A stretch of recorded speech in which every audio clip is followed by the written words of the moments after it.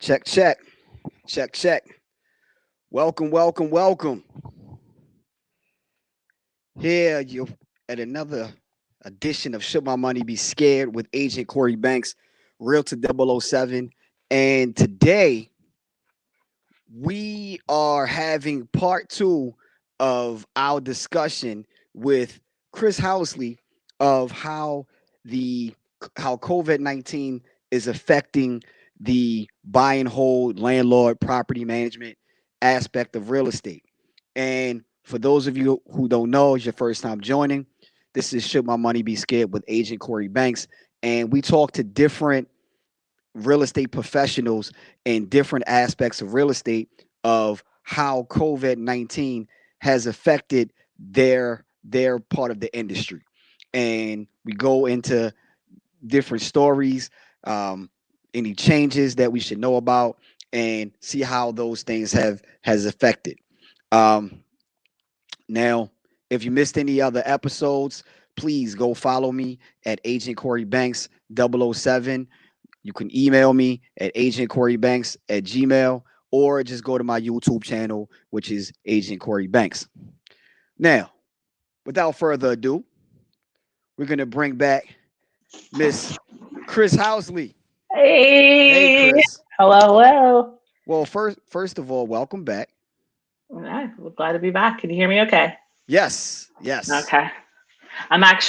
Today was one of those crazy days, very much so, shooting from the hip all day long. So I'm actually coming to you from one of my properties that's a room rental property. So we have one room that's available. So I will be Okay. using this today to broadcast from. So here we are. Well, look, we do what we got to do. Like I said before, this is not one of those programs or broadcasts where everything has to be perfect. I want to show that us as realtors, us as investors, we live real lives. We're not always polished. We're not always in the in the big office and all the other stuff. Hmm. We real It's real life out here. So, how are you today? Busy, busy. If it weren't for you texting me, honestly, this I was like, oh, Let, shit, I gotta now, go. just to let you know, I was a little nervous. I'm like, matter of fact, I was talking to Danny earlier, and I was telling, I said, hold up, I haven't heard from Krys yet. I'm a little nervous here. And maybe about 5 minutes after I said that, then you text me and you were saying, hey, let me make sure I have everything. So I appreciate that. Well, today, let me just. You see this? This was breakfast and lunch. What is that? This is tea from Rural Farms. And that's breakfast and lunch. Is it It's you been on one of those days. you on It a has liquid literally diet? been What's going on here? by force, not by choice. Trust me. I Today I woke up this morning. It's been a little got to bed late. I was gonna start my day a little early. I was trying to get up around like 6, and I did something that I normally don't do, which is start my day looking at Facebook. But in this case, I'm glad that I did, Okay. because I get online and I see one of the investors groups. Hmm. Somebody posts a picture of a kitchen, full kitchen. Kitchen looked brand new to me by Right. my measure anyway, and it says, "Just bought a house, renovating the kitchen. Come get the old kitchen, $1,500." Mm. Wait, so let me see if I can show you a picture of it. Uh, See, I wish we had this conversation earlier. I could have we could have put the picture straight right up on yeah, dang. If I send it to you now, can you put it up? yeah. I'll work that out. Okay, We can work copy. that I'm out. gonna send it. You want it in Messenger or Uh text? send it send it through Messenger. Okay, I'm gonna I'll, drop I'll this over to you. Sorry for the. Nah, Uh, look, we'll work it out. okay, so I just sent that over to you. Okay. That kitchen for $1,500? Proud owner. Oh. So you saw it too, then? Oh, I'm looking at it now. Uh huh. Okay. Well, this is what I'm gonna do. We're gonna go back to the kitchen because I have to do a few things to get it up on the screen. Uh huh. Um, so Okay. first, while we do, What let's time talk was about that post? Which post? The the the post for the kitchen. Do you have the post up? What time was it? Give me a second. Let me go back. I can find it while you do the recap. Sorry, Yeah, I'm yeah, it messing does. up your whole production here. No, look, it's okay. It's okay. Actually, you know what? The funny part is actually giving people time to come on and because you see what's going on and making sure we don't miss anything. So it's fine. Okay. But Would you prefer, the kitchen story or the recap first? Well, let's go back to the kitchen story. That way, I can actually put the kitchen up so we can talk about the kitchen. Because if you got that kitchen for $1,500, I'm interested. Maybe you can drop some more jewels on that, right? Okay, so I'm always looking for opportunity. I keep my eyes open for opportunity to get kitchens, appliances, Right. jobs and this and that to keep the crews busy. Right. This morning I wake up and I see this post on the Investors Network, what used to be Baltimore Investor Network. Mm-hmm. And she posted, it says 9 hours ago. So it was about 6 to 7 o'clock in the morning. I get up and I'm like brushing my teeth. I'm on brushing my teeth. I'm like doing one of these numbers. I was like, this kitchen for $1,500, like it looks like $1,500 worth of granite. So okay, so I reached out to her. I think I was like the second person. I said, listen, I'm on my way. She sends me the address. It is damn near in Delaware. Okay, it's like an hour, 15 minutes. You drove to Delaware to get the kitchen? To get the stuff from the kitchen? Hold on, give me 1 second. Hold up, wait a minute. Something happened.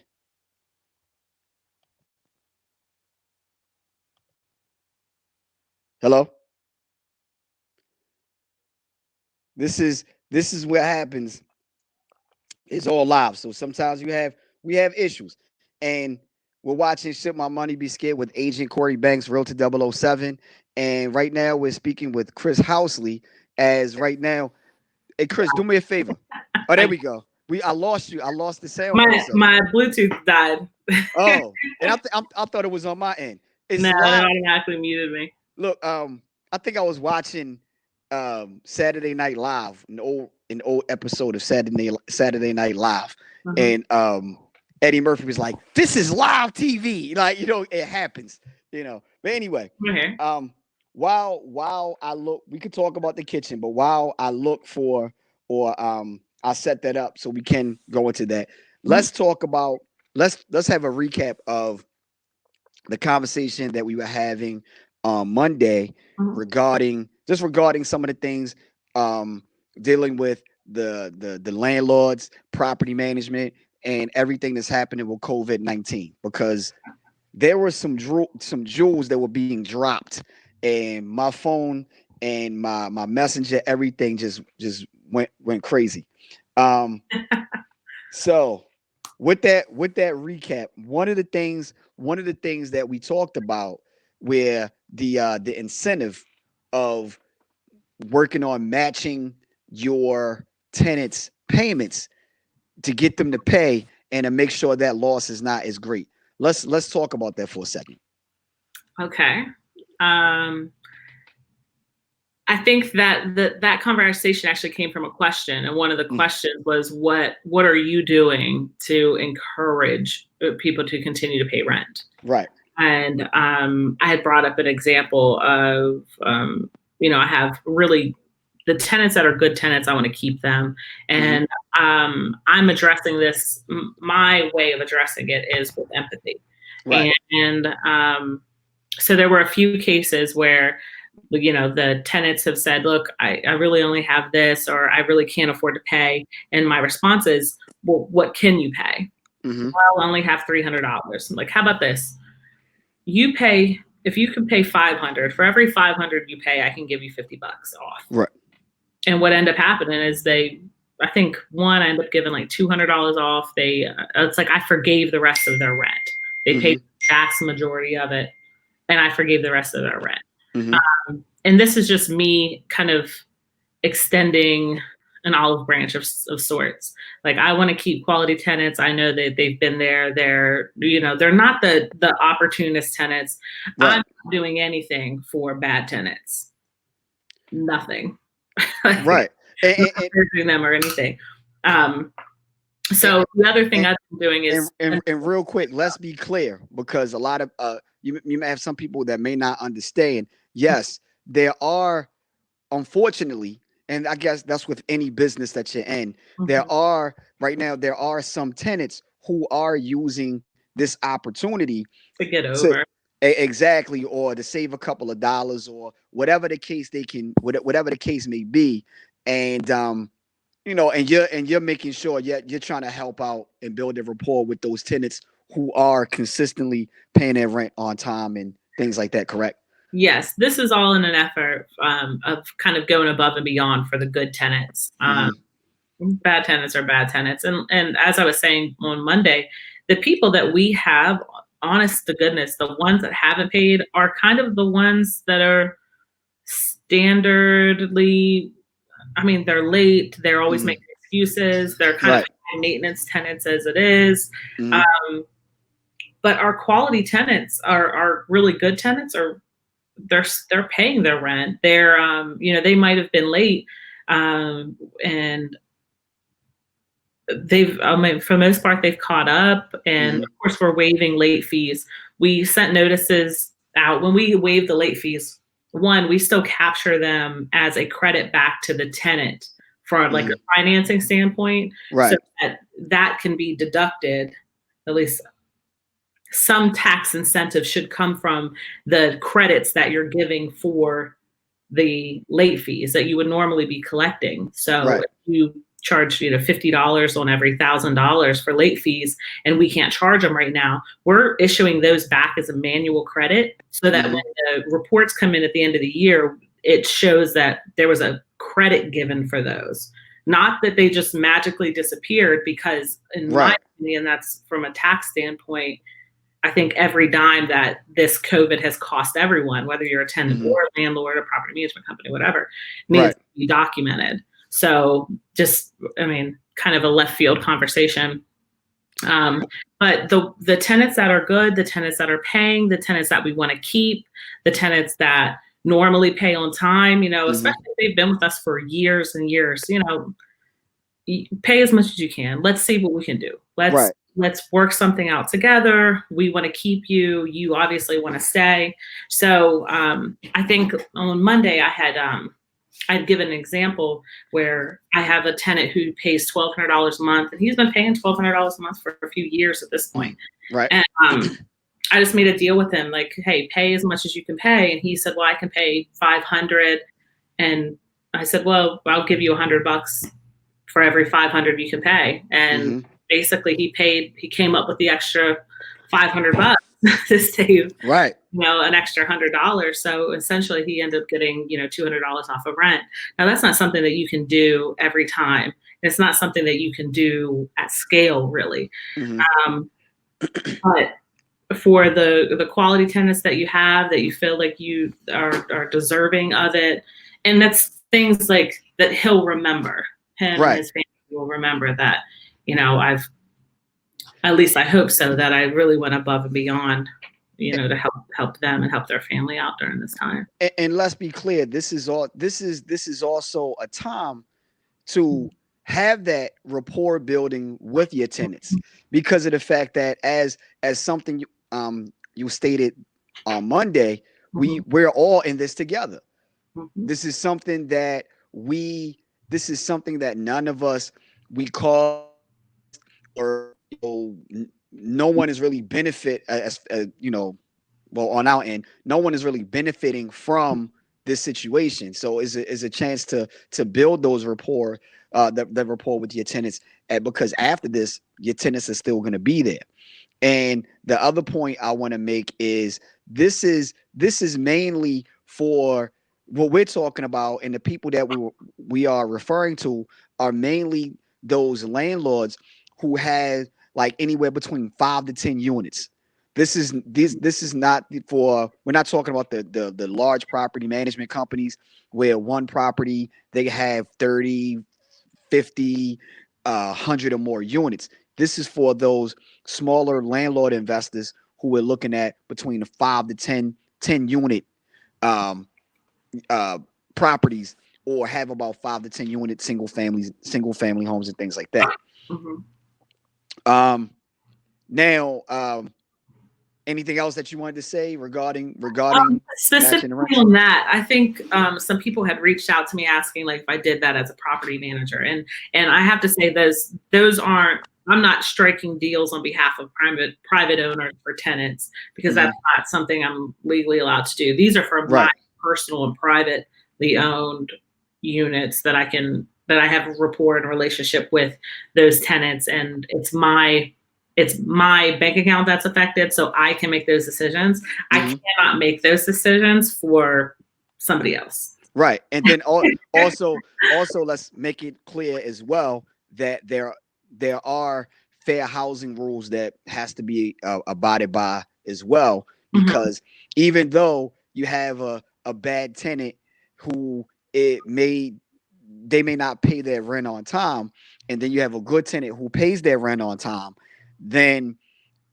you have to use that as discretion, because there are fair housing rules that comes into play as well. I'll have to disagree with you completely on that, because good paying and not good paying tenants are not a protected class. Right, definitely. While there may be some inconsistencies, these are like private agreements I'm making. It's like, I didn't tell anyone about it outside of this conversation. Well, let me be clear. Let me be clear in what I mean by that.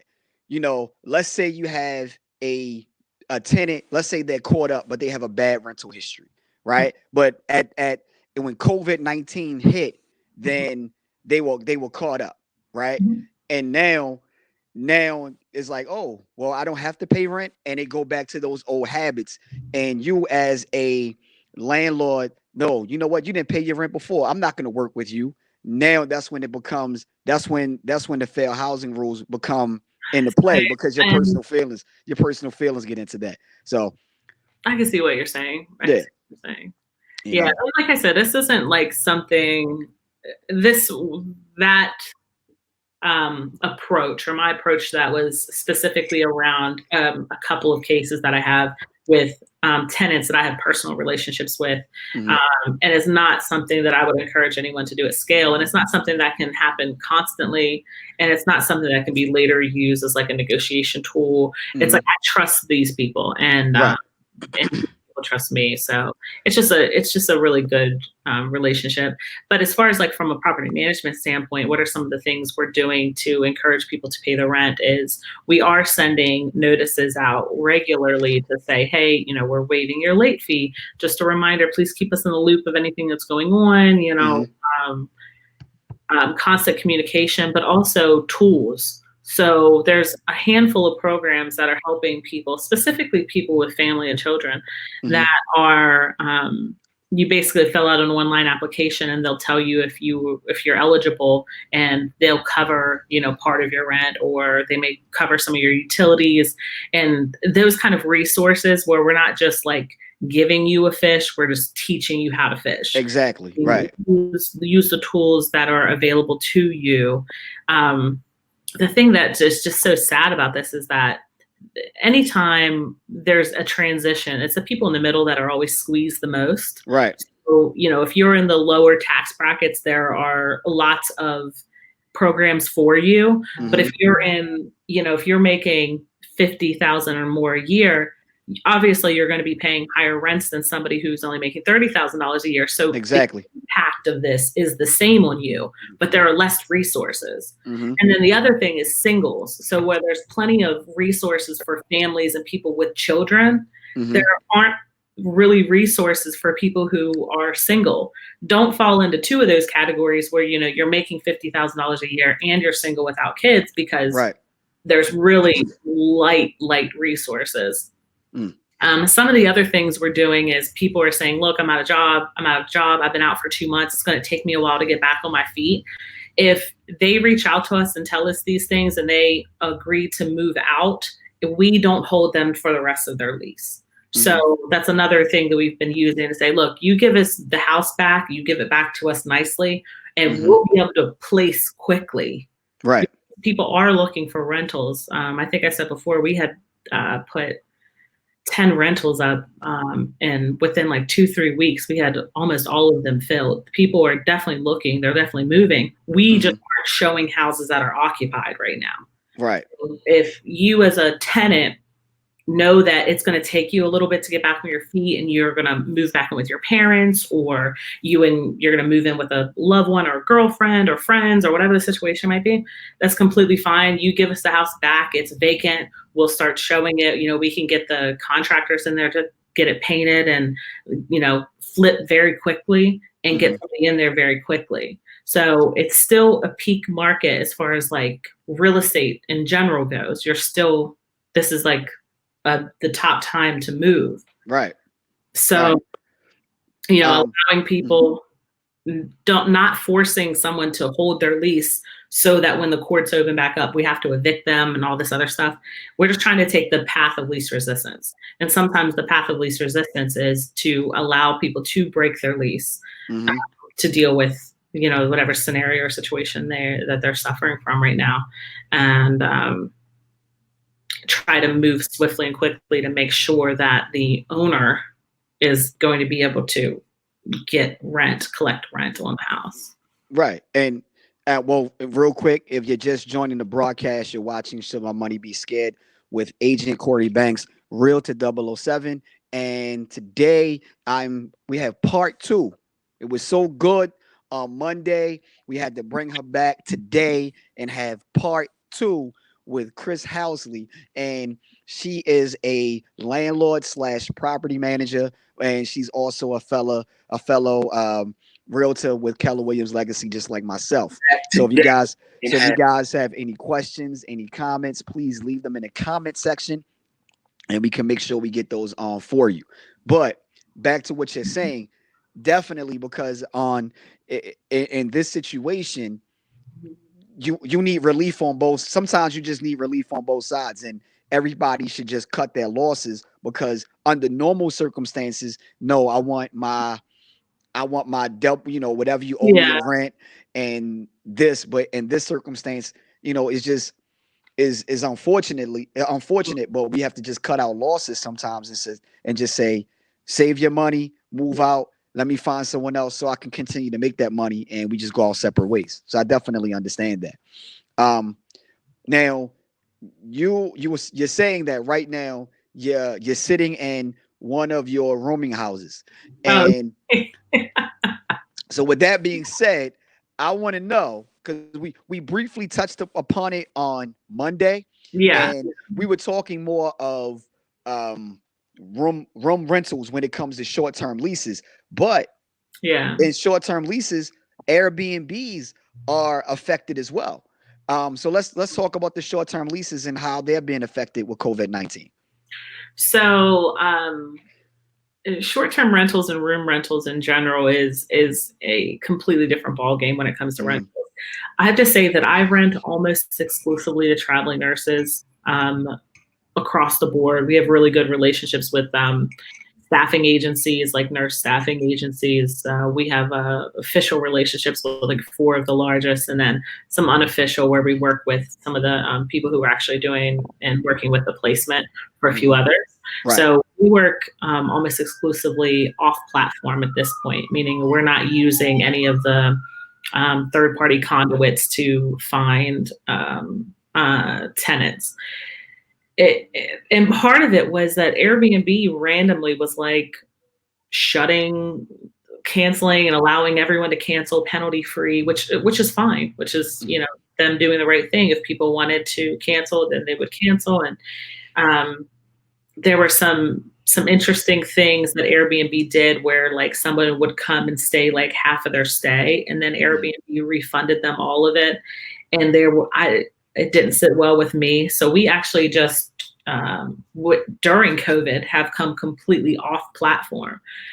And I kind of like it better. I gotta tell you, I like it better, because the one thing with Airbnbs is that there's a lot of people who are looking to use the rooms for reasons outside of a place to lay your head at night. Right. They're coming to link up with people that they don't have a place to link up with. They're coming, as it is what it is, right? Yeah. With the guests, but needless to say, so we at this point are almost exclusively to nurses, and it's been really good for us hosting nurses. There's just been obviously a wave of Right. Nurses to the area with Hopkins and MedStar and even Sinai doing a lot of things. So they all pay in advance. I haven't had any issues with any of them, honestly. Right. They're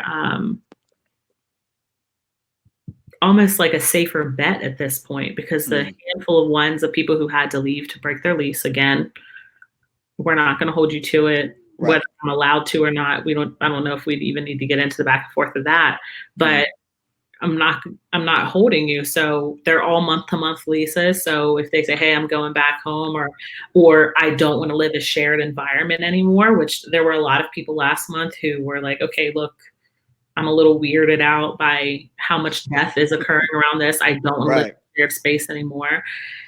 And,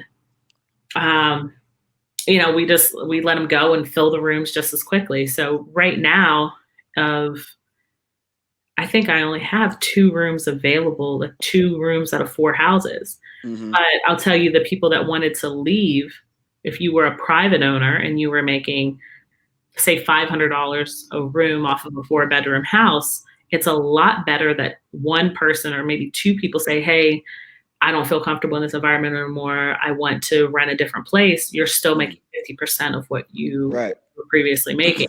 So it's almost a lower risk than if you were renting to a family, not necessarily a family, but if you're rented a single home to one household.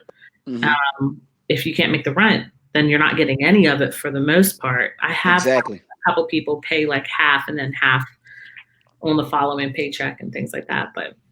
And that's actually something that we speak to when I speak to some of the people I work with, some of my students, some of my investors. That's one of the things that we talk about, as far as the benefits of having those type of leases, because of the fact that, you're looking at one, if you're paying $900 a month and there's just a single person or single family living there, right, that's 100% of your income.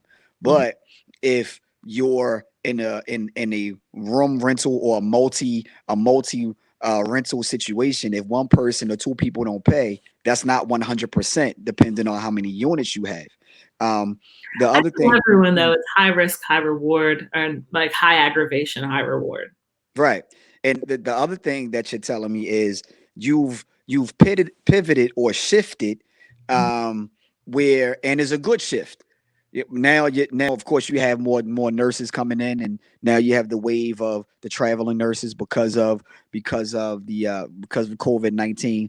Yeah. And the reason why I enjoy having these conversations is because there's a lot of misconception of, real estate is not happening, real estate is down, and that's definitely not the case. Exactly. The only thing that's down in real estate is inventory.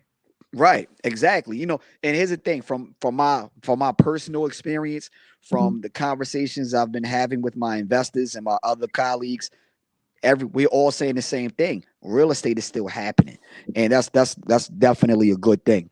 Again, you're joining. If you're just joining, you're watching Should My Money Be Scared with Agent Cory Banks, Realtor 007, and today is part 2 with Krys Housley, as we talk about how property management and landlords have been affected by COVID-19.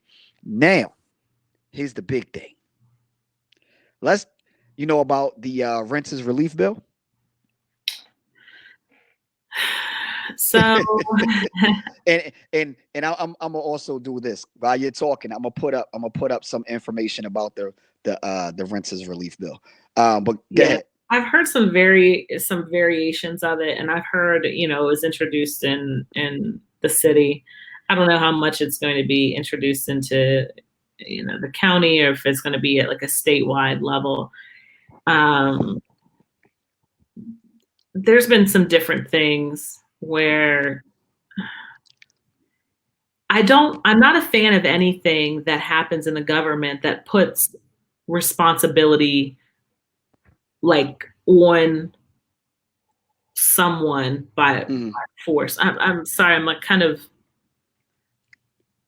searching for the words to describe how I feel on this one. But for instance, I was reading that if somebody gets behind on their rent, the owner has to give them a year to catch up with that before they can pursue anything legally, right?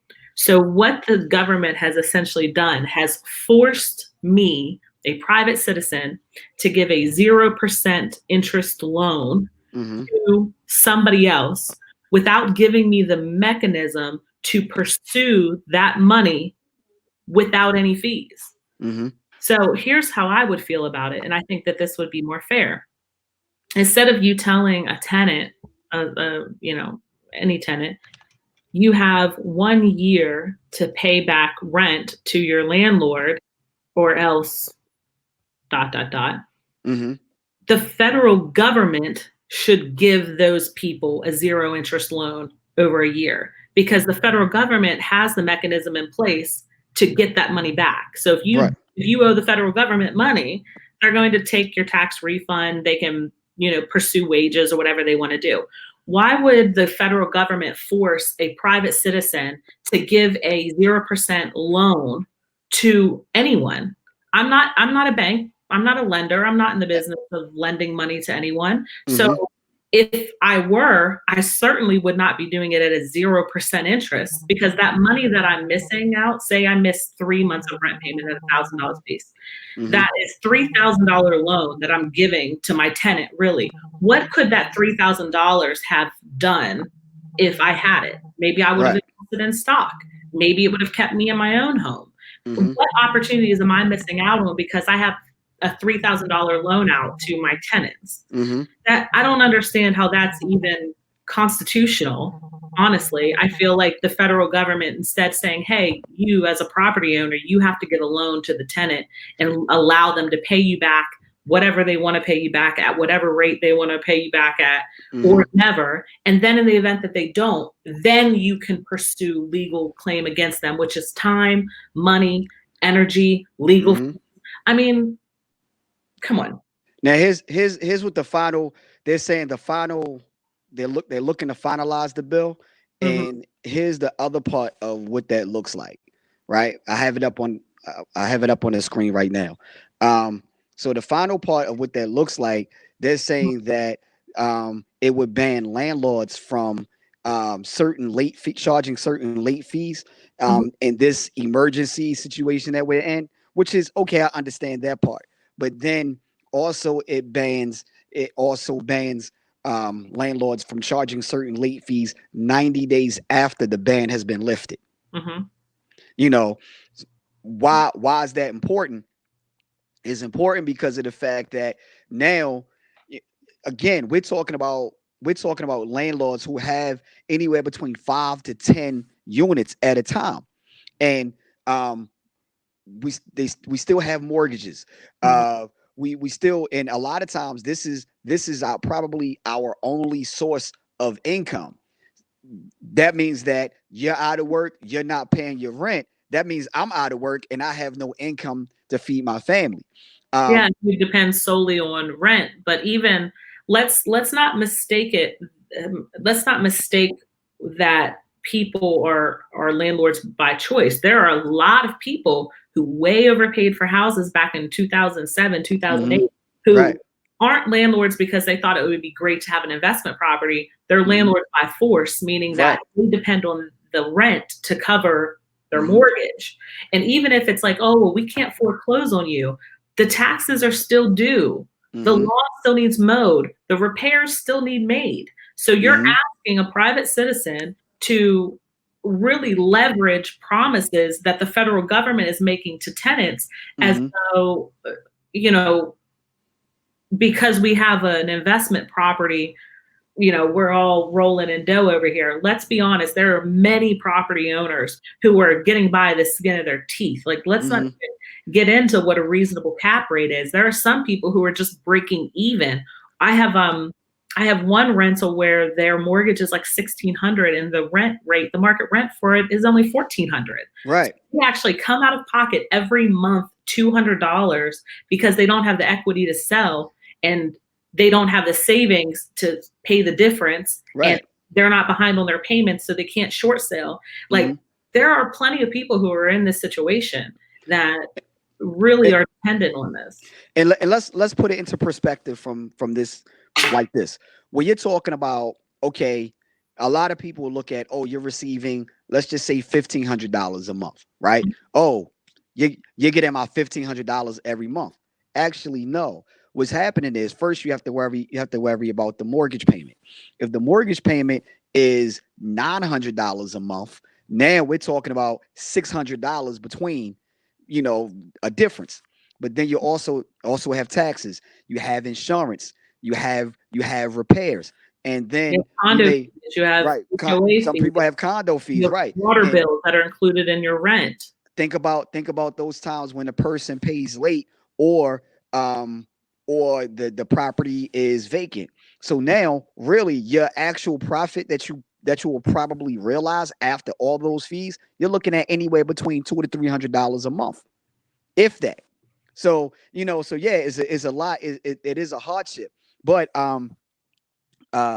Unica, who is a landlord in Baltimore City, and I can definitely understand her pain. She has she's one of those investors who has 1-2 properties here and there, right? Not dealing with like a whole bunch of units. And she's saying we still might have to pay mortgage on these properties.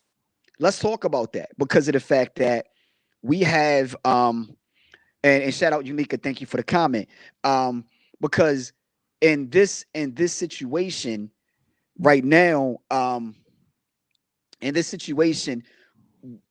there's also a moratorium on foreclosures. So some people are saying, well, if you can't, 17 properties. I didn't know you were up that far. Okay. My girl Unica. But if right now there's also a moratorium on the mortgages. So some people are saying, well, if the person can't pay rent because there's a moratorium on rent payments and evictions, but wouldn't it balance out because there's also a moratorium on foreclosures? Let's talk about that. It doesn't balance out at all because let's say hypothetically there wasn't a moratorium on foreclosures. It's still going to take the bank a long time to foreclose on you. The foreclosure process is not an easy process. And then you go to an attorney and tell them you want to file bankruptcy. The attorney calls your lender and they're not allowed to say anything to you for 6 months anyway. You can buy time to kick the foreclosure can down the road. Like you don't need a moratorium on foreclosures to be creative to avoid foreclosure. It's everything else that comes with owning a property. You have a legal right to keep and maintain a livable condition of your property. If you're not receiving any income, even if you're not doing anything, there's a roof leak. Right. How are you going to pay for that? Right. Is there a moratorium on repairs, on home repairs? I didn't hear about it. Moratorium on taxes. Right. For the houses? Is there a moratorium on the lawn or condo fees or HOA fees or any of the other fees that you may be paying because you are privileged to own real property in the United States of America? There isn't. And to pretend as though the only thing a homeowner needs to worry about is if they can pay their mortgage. It's really naive and stupid, honestly. Right. Well, I think there should be a process set up where if somebody is behind on their rent, they can apply through a portal, a federal government portal that says, here's how much I owe, here's the issue that I'm having, here's how long I think I'm going to need my rent covered for. And then you have the landlord on the other end verify the information that was given by the tenant. And the U.S. government says, I will issue a check to the landlord on your behalf in the amount of $3,000, which would cover 3 months of your rent. Right. It'll be at your house within 4 weeks. And now you owe the federal government as a tenant $3,000.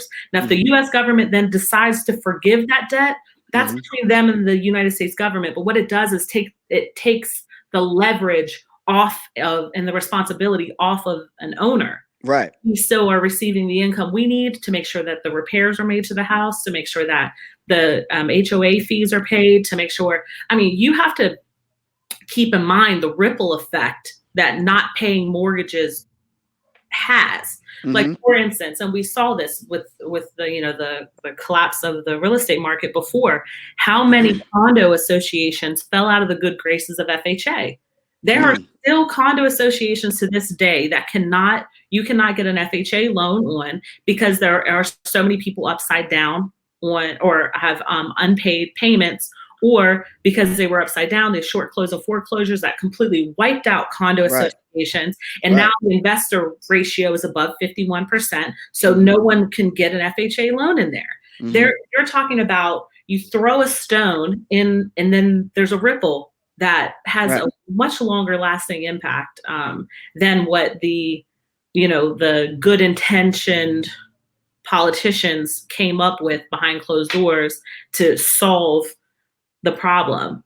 The fact of the matter is, you cannot leverage the responsibility of giving zero interest loans to tenants on owners. It's just irresponsible to do. And it doesn't have anything to do with foreclosures or anything. There's nothing that is going to stop that unless the government takes the liability off of the landlord and I would back on the tenant or absorbs it for themselves. I would guarantee that the majority of these lawmakers, they are not investors, because some, especially in Baltimore City, and I'm gonna tell you why. This is my personal opinion, and the reason why I say that is because some of the things they come up with and how they roll it out and the thought process, and I'm like an investor, a person who's investing or who's a landlord or is investing in real estate like that, they would understand how difficult that would be. Like, for instance, when they rolled out the whole new inspection in Baltimore City, right? Okay, fine. I get it. You want these properties because you have a lot of slumlords, right? Right. But here's the problem. You're talking about, if somebody, you have to have had everything by January or something.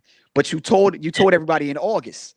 So now you're saying from August to January, I got to make sure that my property is up to whatever standard that you're saying. Suppose I have, like, for instance, let's go back to Unica. She has 17 properties, right? So that means that I have to go back and put in for 17 properties. Get what I'm saying? Now, so that could wipe her out of business if she had to put in a repair of, let's say, $2,000 per property. That's $2,000 times 17. So that's that point.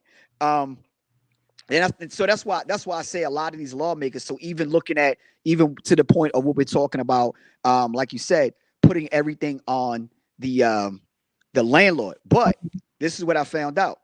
So, but this is only in Baltimore City. And again, we go back to, the screen here. So Brandon Scott, what he's doing is he's proposing to Congress that they create some type of direct housing assistance bill where the fund can assist the resident, but also protect the landlords and but this is only in Baltimore City, so at least he's trying to take some of the weight off of the landlord and have the government, the tenant, and the land. Say it again. It's too generic. Yeah, I'm just my POV on it is personally, like, you leave these wide open, not clearly defined rules, and then it's like, oh, well, we'll figure it out later, and then like the melee ensues, and nobody's really protected, and nobody's really helped. Like, it needs to be very specific. Like, my plan that I just told you about is very simple, like very straightforward. Here's a portal, landlord, tenant, copy of the lease. It's that simple. Confirmation. How much are you supposed to pay? And here's who the liability is on. And I mean, it's very specific. It's very straightforward. If you have 17 properties, you can submit on 17 properties as a landlord to say, look, I'm missing rent from this person, this person, this person, this person. You put the tenant's information right there, or the tenant can submit to say, I'm this late, this late, and this late. They put in their information, the landlord's information right there. It really connects and links. I mean, I've had this conversation with a couple of investors that I'm working with that have small and large portfolios alike. And the plan is specific. It can very easily be measured. The results will, I mean, the proof will be in the pudding. This idea of, oh, we're going to propose a relief where stuff happens and other people would do things. And like, I'm going to need more specific than that. And, you know, I'm happy, Brandon Scott, do your thing, boo. You know, at this point, you know, at least he's thinking about it from the different perspectives. We can at least say that. It sounds identical to what everyone else is talking about. I mean, he is running for mayor as well, so exactly. Like, let's not be confused about what's going on. People are running for office; they're going to overpromise and probably underdeliver. But look, Brandon, Jack, Sheila, whoever the hell sits in the big seat with the big hammer or whatever. Who cares? We need really specific plans here and really specific goals here. And the city can even do the loans. If you have, you know, somebody who owns property in the city, I mean, even if they want to do, they kick this short-term rental thing. I mean, Brandon voted to limit short-term rentals in the city. Yeah. Like, Brandon voted for that. Yeah. So I don't know if the best interest of Baltimore is really on his to-do list, and I'm just being frank about that. Let me be clear. I'm not advocating for. This is just the information that I'm gathering. He proposed the bill. You know, yeah, I'm voting. He proposed the bill, and I'm sure there's other people who are behind him on wanting to see this passed. But you can't tell me in the same breath, oh, well, I'm looking out for the best interest of the residents of Baltimore. But just a few months ago, you were actually voting against their best interest, because there's a lot of people in the city who need and function off of room rentals, because there's a huge population of people in Baltimore City that's making under $15 an hour, which is not a livable wage, who can't afford to pay $1,000, $1,200, $1,500 a month in rent, who are singles looking for room rentals and things like this. But they're, you know, how deep do you want to go down this rabbit hole right now, Agent Cory Banks? Look, I'm gonna tell this. This is what I'm gonna. How much time you have? I got a little bit. I can. Because normally I try to schedule like an hour when I do these things, but you know, when we have our conversations, we get so deep, and an hour is not enough.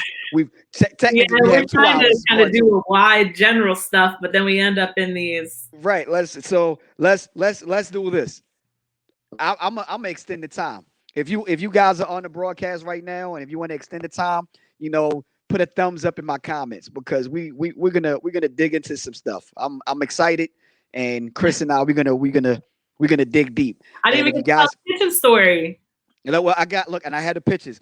And if you guys are just joining the broadcast, you're watching Should My Money Be Scared with Agent Cory Banks, Realtor 007, and I'm speaking with property manager, landlord, fellow realtor, Krys Housley, and we're talking about how the effects of COVID-19 has the effects on the rental market.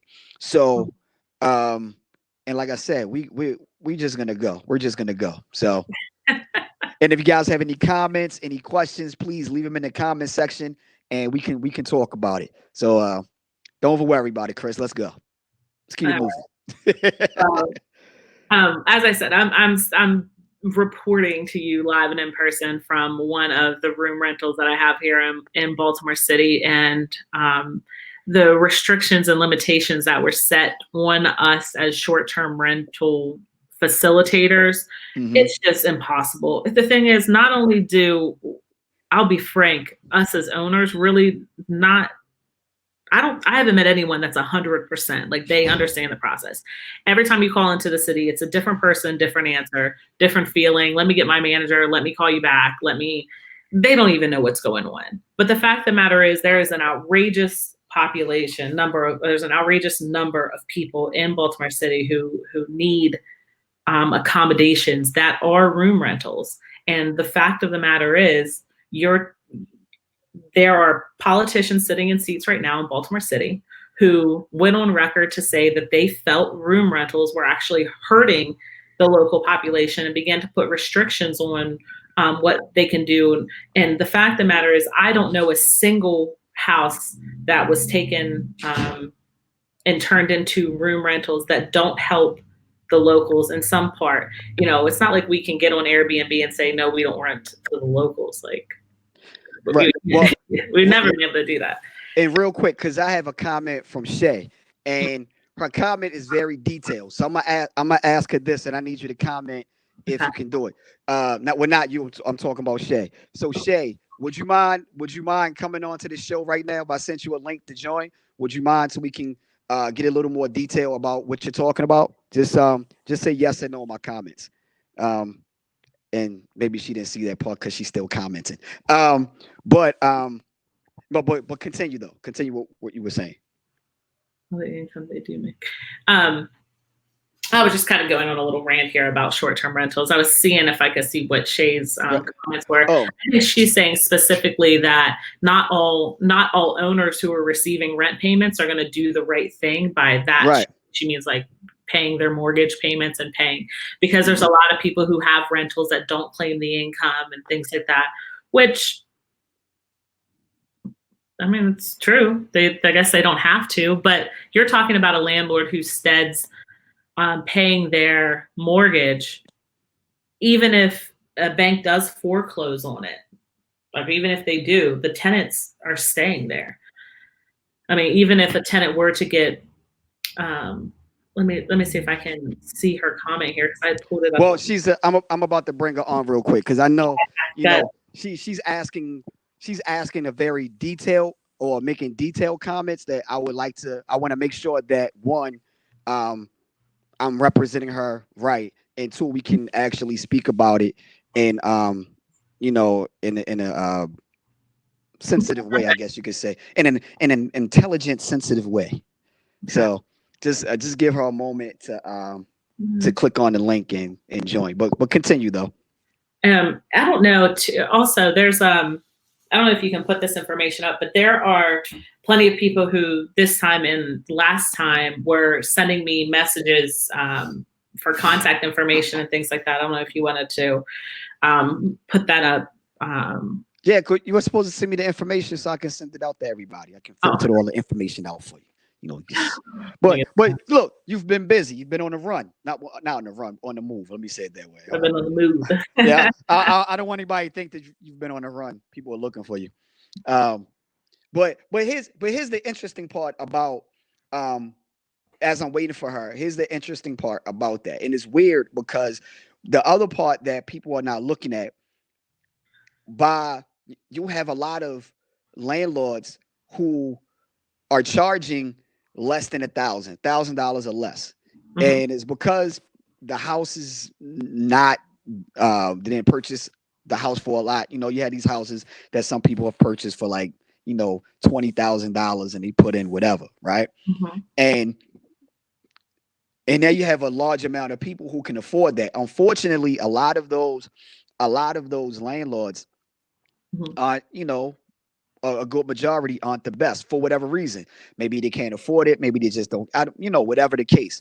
And but what happens now by the city saying, okay, now you have to do these repairs. What's going to happen is business cost goes up. Now, and my question was always, what happened to those families who can only afford no more than $1,000? And now the rent goes up to $1,200. So I completely hear what you're saying with that. There are plenty of houses in Baltimore that kind of fit into that description. Mm-hmm. But let's also be clear. it doesn't matter if your house rents for $700 a month or $7,000 a month. We are still held as owners to the same standard where you are expected to present a livable house with, you know, passing your paint, your registration, passing your inspections. The standard is still the same, whether you're collecting 700 or 7,000, right? Right. So is it true that maybe an owner of a unit that's only renting for $700 a month is going to kind of let more stuff go? Because what can you really get? I mean, think about it. If you're bringing in a rental of $700 a month and your hot water heater goes up, that's a month and a half of rent that you're going to have to pay to replace the hot water heater. How many repairs could you afford to do over the course of a year? Maybe you've deferred maintenance for a little bit, right? And you're going to have to. But let's also be clear that market rent doesn't increase because of deferred maintenance. So it's not. I hear what you're saying as far as the practical aspect of it. Well, if a landlord has to come in and put $10,000 into a house, then the rent is going to go up. Yeah. Yeah, I can see that. But also, if an owner has to come in and put $10,000 worth of work into a house, it's probably because they haven't put work into the house previously. Right. Real quick, Shay, check your inbox. I sent you the link. I'm waiting for you. I kind of started the conversation where you're going, so just check your inbox for the link. But continue, Krys. Yeah. So, you know, deferred maintenance and market rent don't necessarily have anything to do with each other. Now, at the same time, if you are renting a house for $700 a month, it's probably because the market rent for it is $700 a month. If your landlord comes in and puts $10,000 worth of work into it, and now the market rent for it is $1,000 a month, your the rent's going up because it's a different house, like it's an updated house now, right? But the standards of livability are still the same, whether you're collecting $700 or $7,000. It can't rain on the inside, right? You can't have chip and flake and paint everywhere in the house. You have to have plumbing and electrical systems that work, that kind of thing, which is what the Baltimore City inspections were supposed to take care of, to make sure that everybody is holding up their end of the deal. But as far as a mechanism goes, if you as a city, if you were the city of Baltimore and you wanted to know how many rentals are in Baltimore City that are not registered, putting up a portal that allows people who are tenants who can't pay their rent to go on and say, I rent this address from this person, here's their contact information, here's how much I pay, and here's how long I've lived here. And then the city gets it, and the city's like, wait a minute, this isn't even registered. That's a great mechanism for the city to collect more money, really, from landlords who are skirting on their responsibilities as a landlord. Right. Well, both from a repair standpoint and from a fee standpoint. Well, first, I want to welcome Shay to the show. Hey, since she had a more detailed, I don't know if we do this, but she had a more detailed comment, and I want to make sure that I represent it well.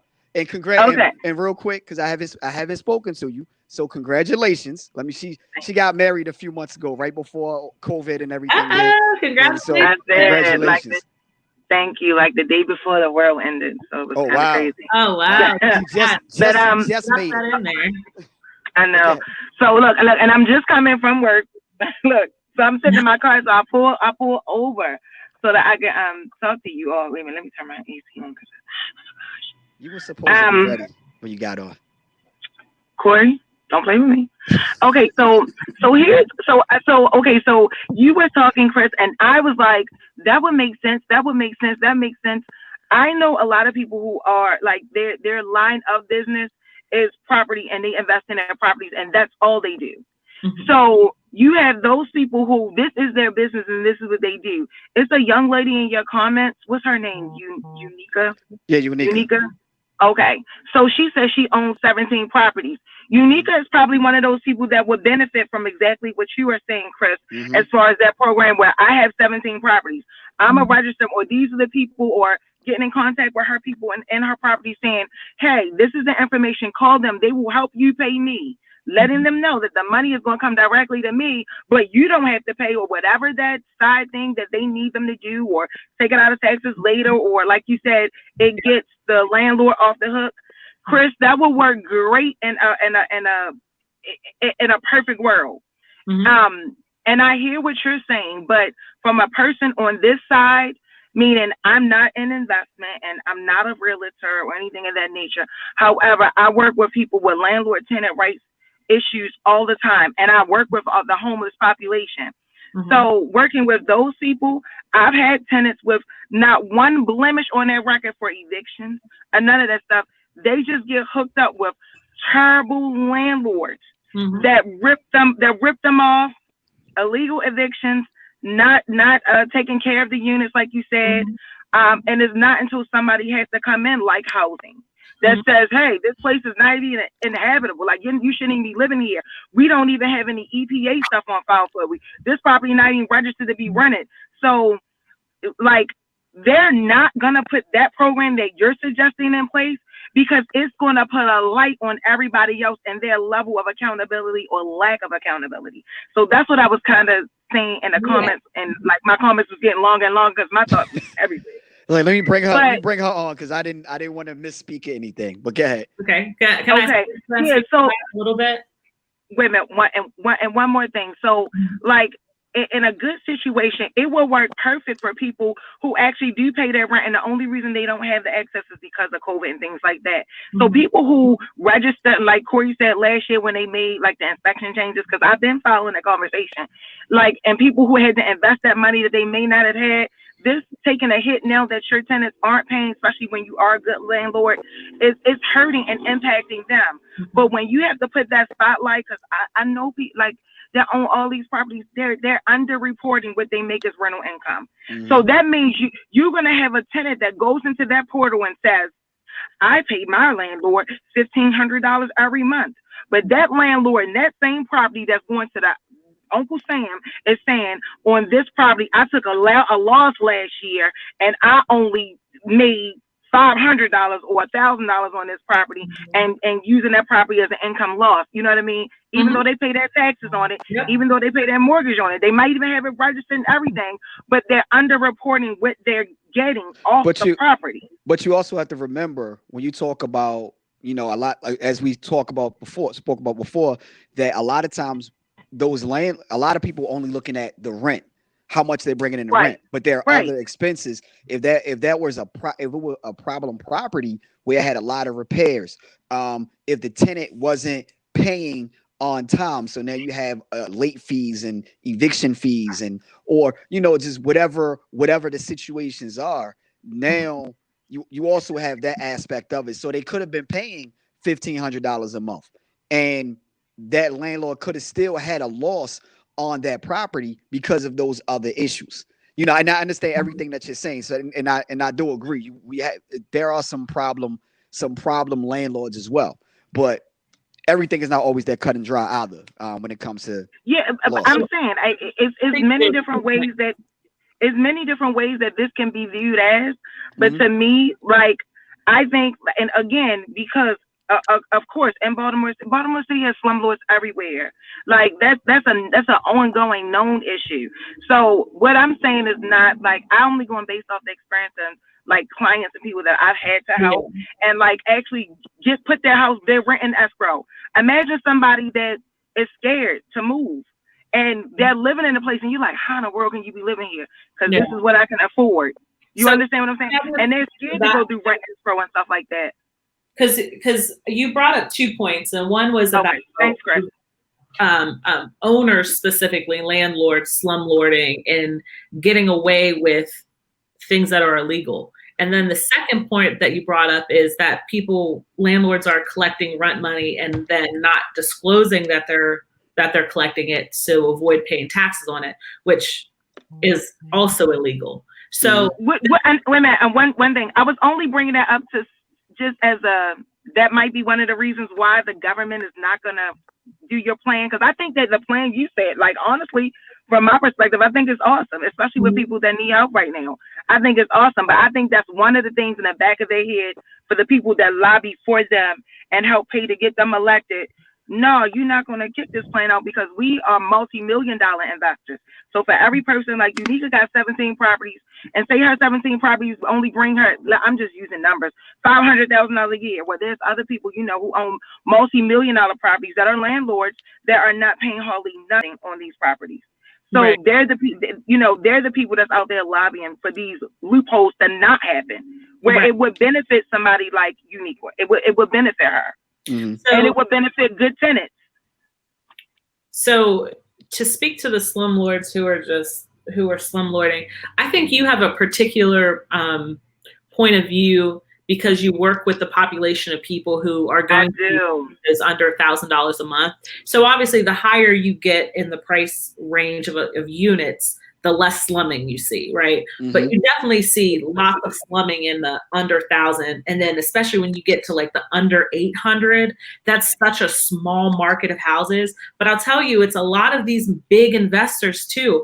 I'm not going to mention the name of a particular black door having property management company that owns thousands of property, or at least hundreds of properties throughout Baltimore City, but if their homes or have had the pleasure of owning the house next door to one of their homes, to say that they're like one level above abandoned would be a blessing. But at the same time, there are people who need $700 a month housing, and they provide them their subpar living conditions, right, measures. But here's the thing: there is an existing mechanism in place for a tenant who is living in a condition that is not livable, and that is called rent escrow. And it exists.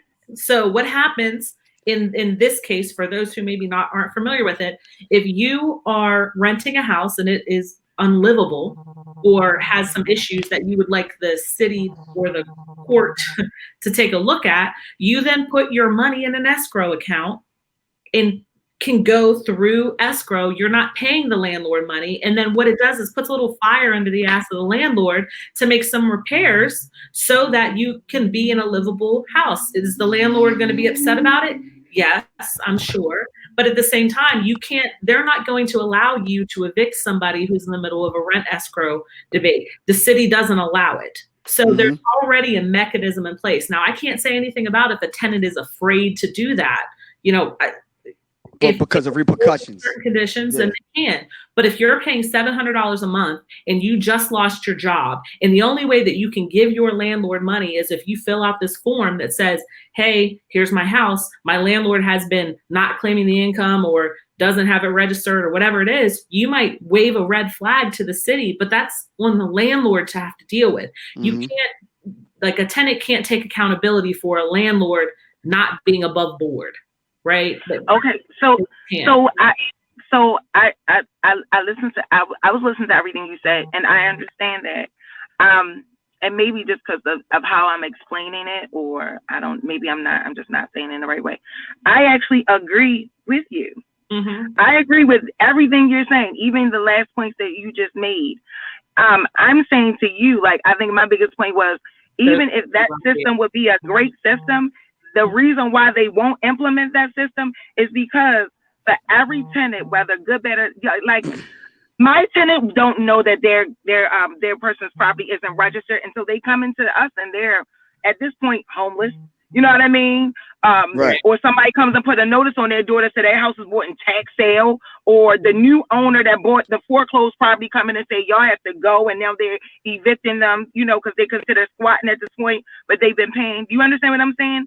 Like, but they still have these people don't. So these people, even though they have rights, I hear that. These people don't know that. So them going to this portal, as you stated, right? This portal, as you stated, to say, I want to pay my rent. Some of those people, like you said, conditions or not, being afraid or not, they don't care.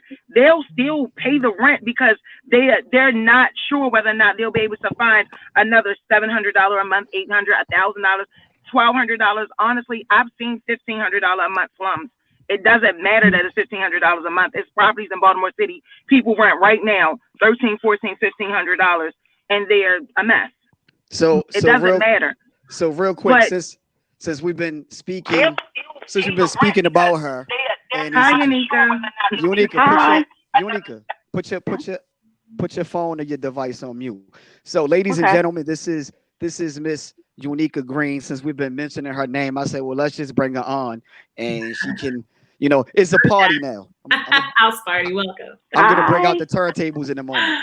But so Unica Unica is the young lady that we've been referencing in one of the who is a landlord in Baltimore City, and of course she's speaking from a different perspective as well. So go ahead, Unica. Well, this conversation is really live for me because it really touches home, and a lot of things that you were saying, Krys, about just everything just resonates with me. I saw the rent relief bill yesterday, and I was ready to just jump out of my skin. Like, are they serious? And then on the previous call where you were talking, I have to show my tenants how not to pay me. And I do hear, there are bad landlords out there. And, I feel sorry for those. But on the flip side, there are good landlords out there too that absolutely offer good housing. And, the city puts you through so much drama. And it's not fair. It's just not fair. Yeah. And I used to do room rentals for a long time. So that need, I see every day on the front line that need is something that's there, because there are a lot of people, they can't afford. My average room rental was $500 a month, all utilities included. And there's a lot of people out there and if you take that away from them, where are they going to live? Who are they going to live with? Exactly. I mean, there just aren't.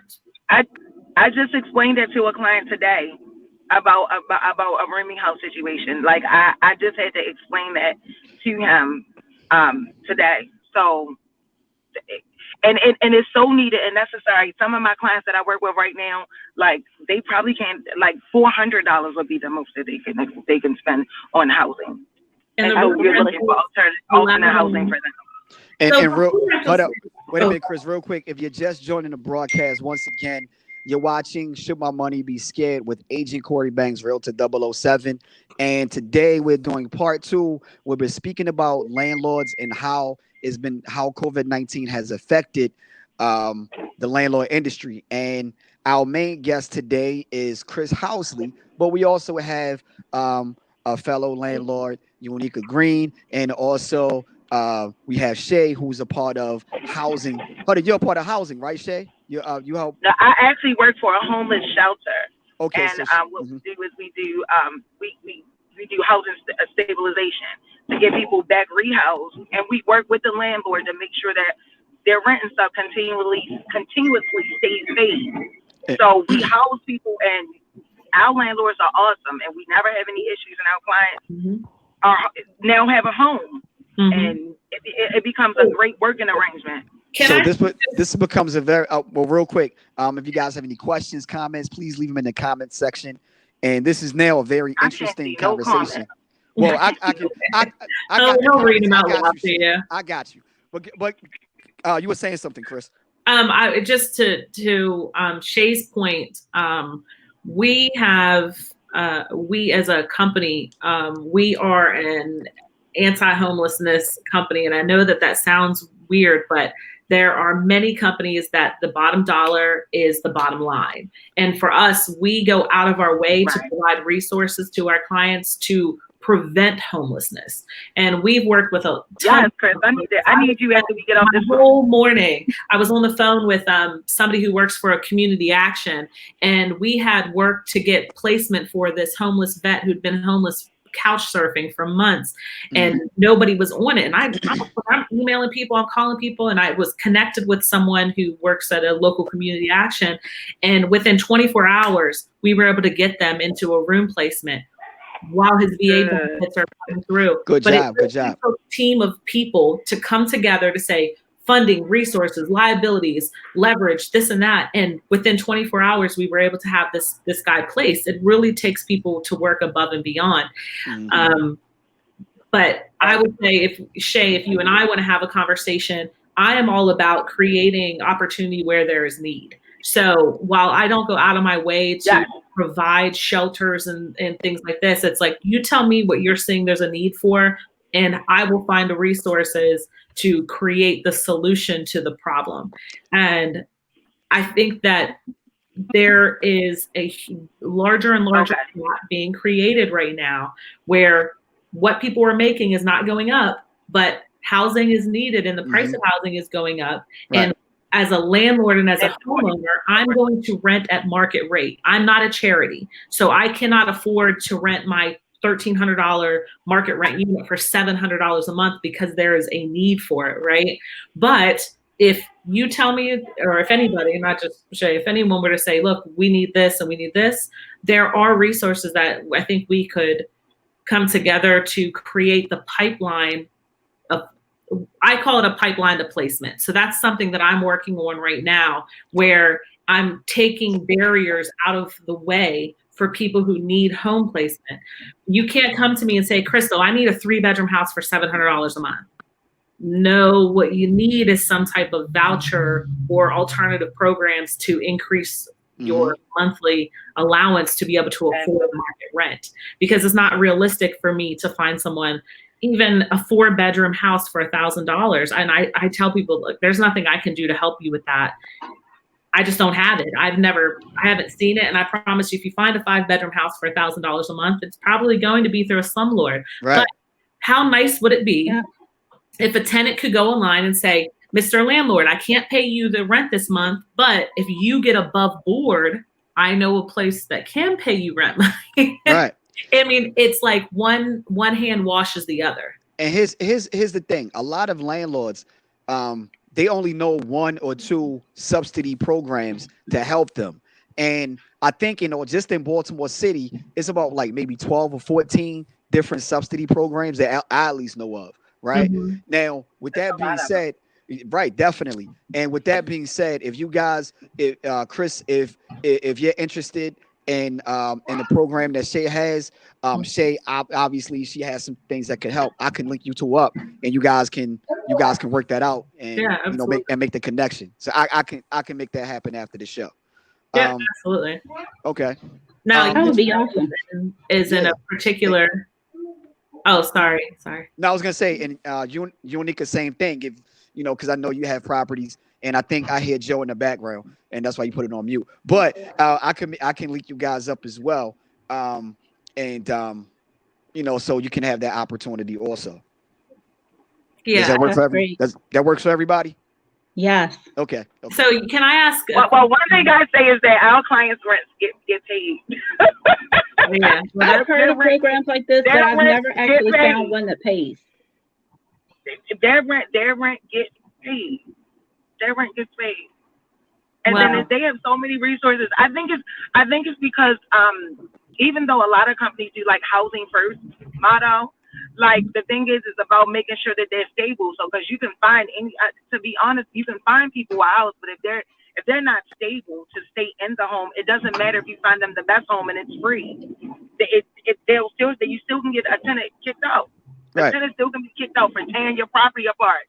Their rent can be paid every month, but you like, I need them to go because they're tearing my property apart. And that's to make sure a client is stable. Exactly. To make sure a client is stable, like you said, Krys, resources are required, and some of these people need these resources. And Unica, you a good landlord, but we need other landlords who are as good to honestly just step your game up. Like, you bought these properties to make money. Like, you can make real money and do it the right way. You know what I mean? And see, Shay, you also without the people jumping up in the middle of the night saying, "I'm not paying you no rent. I'm moving to Unica property." Then you mad. But see, you also brought up a good point because of the fact that a lot of landlord investors, they'll shun upon these subsidy programs. And like I tell them, at least you have another layer of protection because of the fact that, like you say, if you have a tenant that has a subsidy program and they're in that subsidy, number one, if they are destroying your property, you can always go to their program and be like, look, here's not true. No, it's not, Cory. Well, here's the thing: is you have, like I said, you have another level of protection. I'm not saying it's 100%, it's better. I'm telling you that it's 0%. Well, if I go to section, let me give you an example. And I can give you my stories as well. But I have Section 8 tenant. Section 8 tenant moves in, everything's fine, 2-bedroom. Next thing you know, you find out that the tenant is subletting the basement out and is renting the basement to a family of 4. Okay, hypothetical example. And what you're saying is that I should be able to go to Section 8 and say, hey, this tenant's breaking the rules. I need you to come in here and, straighten them up. That's not what Section 8 says. Section 8 says, oh, they're violating the terms of the Section 8 contract. Terms violated, voucher canceled. Now you no payment. and the tenant are both screwed. I was about to say, they'll cancel. You'll lose your Section 8 voucher for violating Section 8 rules. Right. You're absolutely right. But then the tenant is still in your house. Well, I have your tenants. They don't even the person. The landlord still has none of the program. Wait, because I have 2, right? Go ahead. I have two different examples. For me, and everybody that's on this call know how I'll build rapport. I'll build relationship with people all day, right? And one of the main things that I would do is I will go down when I was in property management like that. I will go down to the property management, to the Section 8 office on a regular basis, where a lot of people are waiting to get stuff done. Because I'm calling them and just being personable. Now I'm moving stuff through all the time, and because of that, when I did have issues with some of those tenants, they would actually help me, through the process. That's one. But then the other part is, let's be honest. No tenant. Most tenants don't want to lose their vouchers, right? So it's also a reminder. Wait a minute. Just remember, just like you want to call Section 8 on me, I can call them on you, and now you lose your voucher. Now what happens? And now we have a different conversation, because I have that at least in their mind, I have that different level of protection that's there, and they don't want to lose their voucher. What happens is you become the accomplice of fraud is what really happens, though, Cory. Like because if you know that somebody is violating and you don't turn them in, you are just as guilty. Violating. Well, this is when I say that, if they're destroying my property, different level of so protection. that's not somebody put that device on mute. But when I say violating, like if you're destroying my property, if you're doing something like that, now I have that reminder. Remember, you don't want to lose. So it's better for us to work together versus you working against me. You don't have the power that you think you have. Cory, I hear what you're saying, but I'll tell you, I have extensive experience with Section 8, and what you're saying is how it should work, but that's not the case. For instance, I have another Section 8 tenant who constantly, because I don't know if she smokes in the house or she just can't cook or what happens, every single inspection I fail because she takes the smoke detectors down. And she turns the breaker off to the air conditioning unit. So every time they come in to do the inspection, they say the AC doesn't work, the smoke detectors are missing. Oh, she changes the locks on the doors because I know she's illegally subletting the house because she changes them to key lock bedroom doors. She changes them every time. I get flagged for them every time. So I told her the last time around, if this comes back, I'm going to have no choice but to not renew your lease, because she'll take the smoke detectors down and lose them. Who knows what happens to them? And then I have to pay to replace it. And I bring it up to the Section 8 inspectors every single inspection. And every single time they say, no, that has to go on the landlord repair sign because you're responsible for making sure there's smoke detectors in the house, even though she's the one taking them down. So what they say is, it's on the landlord's side for the list of repairs. If the landlord doesn't fix it, then we are going to cancel their voucher, which means I, as a landlord, no longer get paid. What's your illegal sublet? What's your relationship with their worker? The worker of their voucher. So I have two of the inspectors at Section 8 I have a really good relationship with, but they're held to the guidelines for which Section but the worker, the the person that they call. Worker, right. So the caseworker, I mean, I'm friendly with one caseworker that happens to be the caseworker for almost all of our Section 8. And I can have a kind of off the record conversation, and he will go back and say, listen, your landlord has brought it to my attention, X, Y, and Z. But if they choose not to do it, I mean, it's a voluntary action. You know, it's voluntary. So my question to you, Krys, is when will you get rid of that tenant? Because like you just said to Cory about Cory being an accomplice to breaking the rules, if you decide that you would rather have the client in your home and fail this inspection every single time and they cite you, you pay for the repair. When are you going to say, okay, I would rather get her out of here? And then when you make your next lease agreement, you add into your lease that, yes, with Section 8, they have these requirements, but one of my additional requirements is that you have to pass your Section 8 inspection. I passed for you to get in. You need to pass for you to stay in. You can't do that. You can't? No. You can't. So you can't put her out.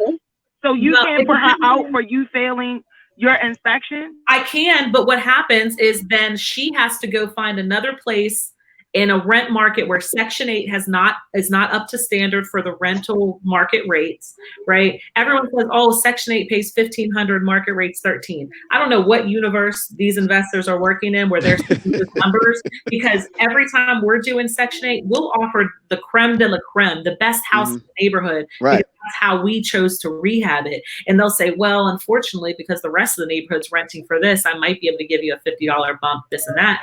But the fact is, I have to say, what is worse?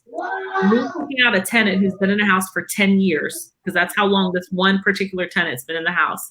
Every time it comes around, I know that I'm going to have to put out an extra $200, $300 on this landlord repair list from Section 8, but I don't have to pay turnover costs. What is it going to cost for me to kick her out? Well, one, she's not going to go willingly. She's not going to be able to find a replacement rent. She's not going to be able to get out of my house without costing me eviction money. So it's like, I'm probably going to run $3,000 to $4,000 to get her out of my house versus me throwing a temper tantrum, pissing a bitch, being upset once a year every time they come around. So like, your risk factor. I know that she does it. I just expect it, and I just put it into the budget of every year. I know I'm going to have to replace the smoke detectors, but I'll tell you the real importance of me documenting that I'm having the conversations with her case manager, with the inspectors, saying, please tell her to stop taking these things down,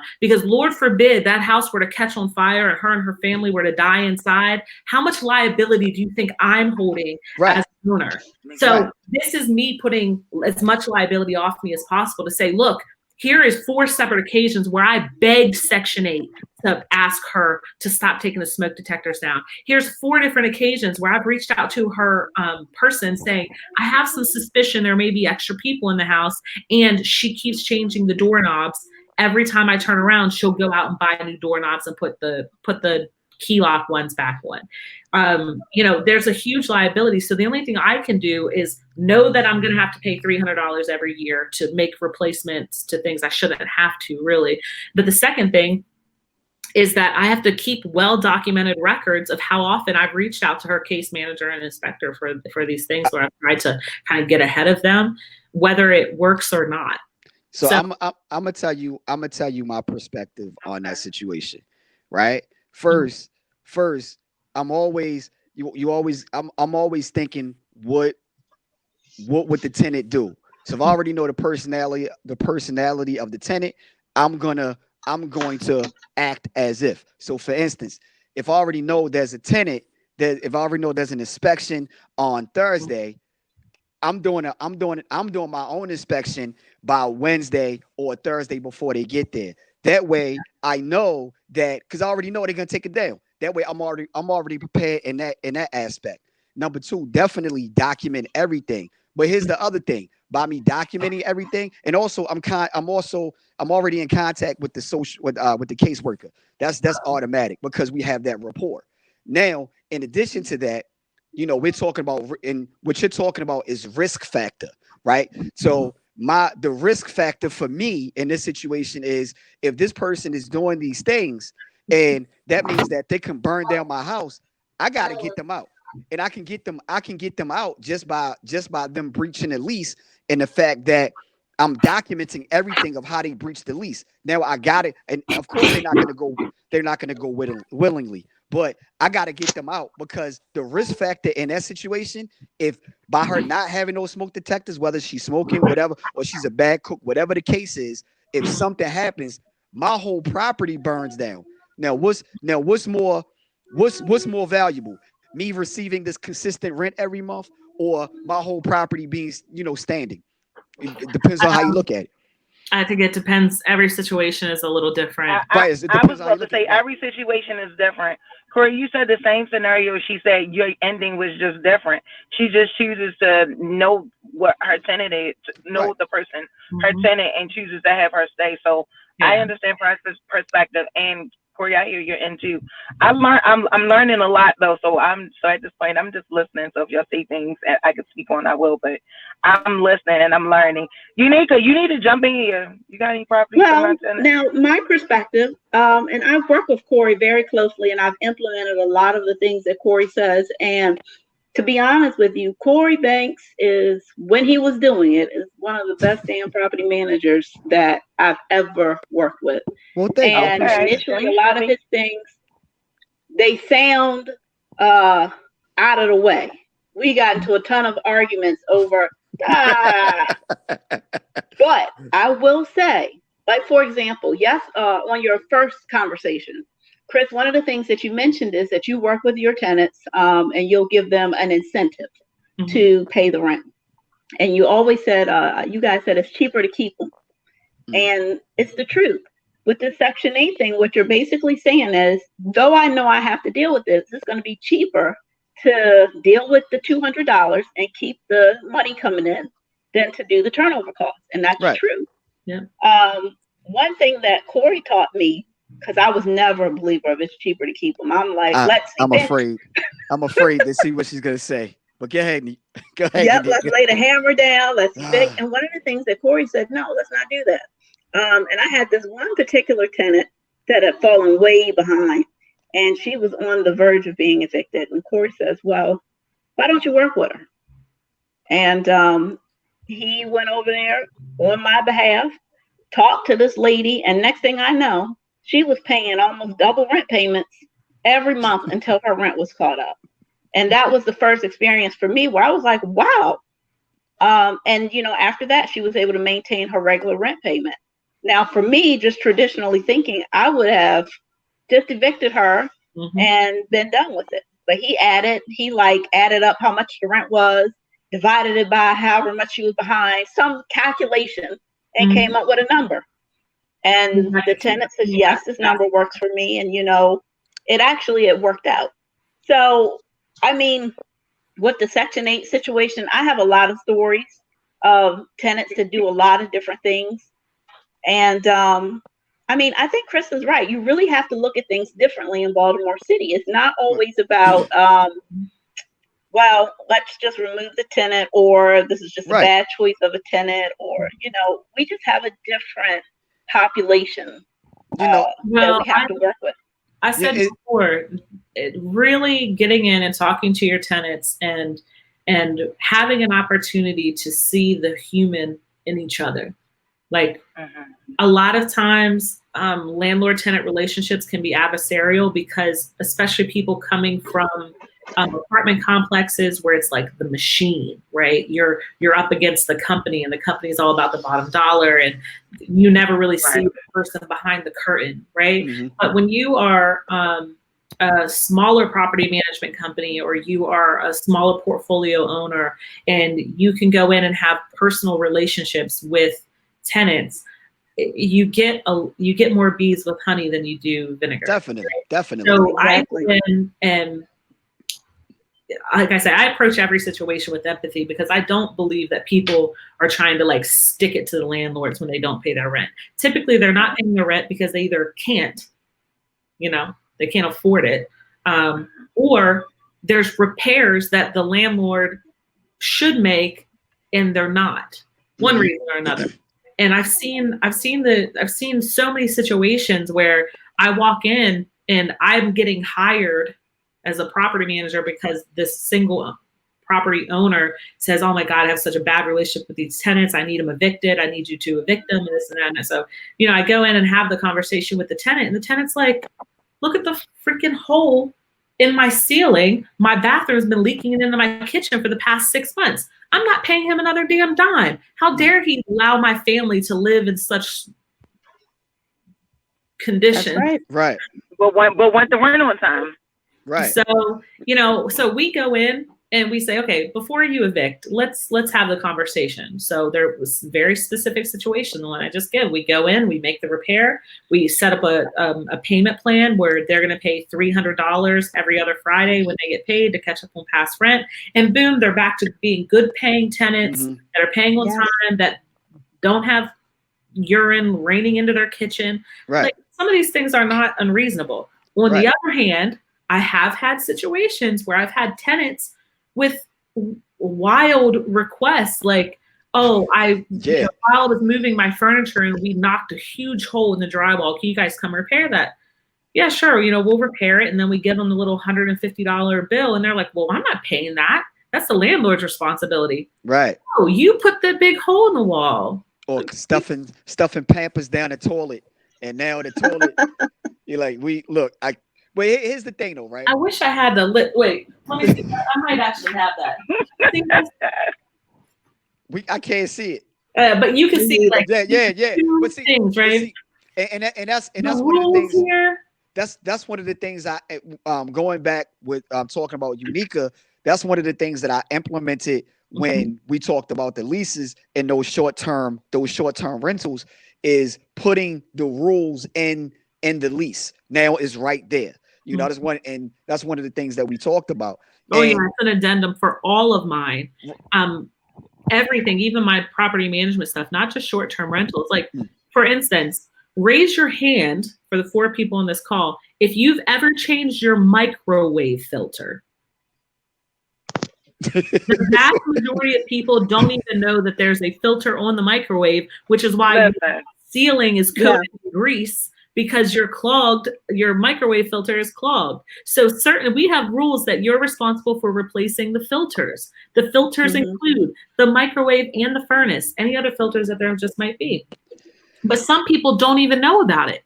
How often should you cut your grass? How often should you change your filters? By the way, you're responsible for the light bulbs, right? So when I come into your house and there's one light bulb lighting the whole house that you're carrying from room to room, what we're going to do during our annual inspection is we're going to replace all those light bulbs that are out and charge you for them. Here's one point, and we kind of discussed it on Monday as well, right? And we're talking about it now. First of all, a lot of landlords, unfortunately, they have the mentality is I'm the boss shit in my property, and not understanding that by building that rapport, because most people are responsible. They just, get in bad situations and get behind. Most people, they want to pay their bills. They don't want to move back and forth. So if you have, especially if they have a good property, right? Especially if they have a good property, right? People don't want to lose. Usually I found people don't want to lose good properties, but I've also found, like I said before, people who don't have a lot, they're proud of where they live, even if it's not the best. So to come to them and say, hey, your child has tested positive for lead poisoning, you're going to need to move out and all that other stuff. Like, some of them people actually are so loyal to their landlord that don't take care of their property. Or I know people who've been living there probably 15, 20 years, and you think they've owned the property, but they do all their own repairs, and they do all and they, you know what I mean? And you're sitting up here like, but you need to move. And they're like, but my rent is like $600, $500. But it's falling apart, and you can't even afford the upkeep because you're not the landlord. You shouldn't be paying. Your stuff's falling apart. Ma'am, I had to climb from somebody next door to you to get to your house. Well, Can you call your landlord now? Well, that's a whole nother conversation, Yeah. But one thing I wanted to do, and I guess the conversation got a little better than what it, got a little good. But I wanted to bring you guys on based off of the fact that Shay, you had that very detailed comment, and I wanted to make sure that we touched upon it correctly and respectfully. And also, Unica, you're coming from a different perspective, being a landlord in Baltimore City that has multiple properties and fall right under that category and which we were talking about. So I greatly appreciate you guys for coming on and thank you. giving your It's a perspective. pleasure. And good to meet you, Krys. I need to follow you on social media. I need to follow you. Great advice. You gave great tips too. I appreciate it. And I'll connect you guys with Shay, so you can she can help you with that program as well. And everybody can make some moves here. Sure. All right. Thank you so much. All right. Thanks, guys. I appreciate it. Take care. So it got a little better than what I thought, but it got a little spicy. I like it. Yeah, but real conversation. Exactly, and that's the whole point. Like I keep saying, I don't, it don't have to be perfect. I want realness, because you have these conversations coming from different perspectives, and everybody needs to understand what's going on. And I think that was a good range. You have an individual property owner, and then you have someone who's on the other side, which is actually working with homeless prevention and the most vulnerable population of Baltimore City, and how sometimes the system needs to get out of its own way. Right. Essentially. And what we need are not short-term solutions and Band-Aids and rent relief programs and this kind of thing. What we really need is stones that get two birds. Mm-hmm. Or I think that's where we come in, and we need to be more. We need to our voices we have to be louder. We have to be at the table. And the right, fact that's what I'm saying. Is, right, Brandon's not in housing. Right, and that's my point. That's where we come in, because of the fact that a lot of we're sitting back and we're saying, wait a minute, a lot of these things don't make sense. And it goes back to my point earlier. That's why I believe a lot of these lawmakers aren't investors. They're not property management companies or landlords or whatever. There are, though. If you look at the council people, just specifically in Baltimore City, when it came to the short-term rental vote, there were 2 or maybe 3 different council people who said that they couldn't vote because of a conflict of interest, because they own short-term rentals in Baltimore City, and because they see the necessity. Right. So, and that's my point. How is it a conflict of interest? Because of the fact that you see the necessity, but these people don't understand because they're not in it. Just the same way with some of these lawmakers who aren't landlords, who aren't rehabbers, and they're making these laws, and it's like, you don't understand how counterproductive that is, and it's making a situation worse that you're trying to fix. Well, keep in mind too that some things are very beneficial. Definitely, to major developers and larger institutions, like people who have larger portfolios, and the people who have the money behind the lobbyists to encourage the lawmakers to act in certain ways. Right.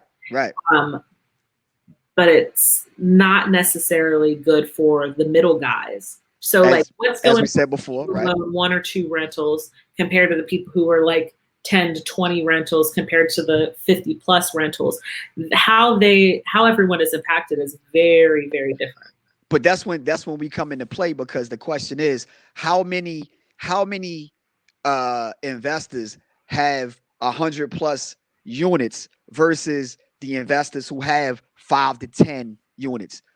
I'm pretty sure those numbers are much more. So now collectively it's like, look, this is how it's affecting all of us, right? Versus just this small group here is affecting a much larger group. And that group needs to be at the table and say, look, no, that's actually counterproductive to what you're trying to do here. Because for instance, and I hate to admit it, there is a necessity for, I don't want to say there's a necessity for slumlords. Let me not say it like that. But those, unfortunately, there's absolutely no necessity. Right. I don't want to say it like that. But the double-edged sword when it comes to that situation is a lot of the slumlords are the ones who are charging the rents less than $1,000 that this group of people can afford.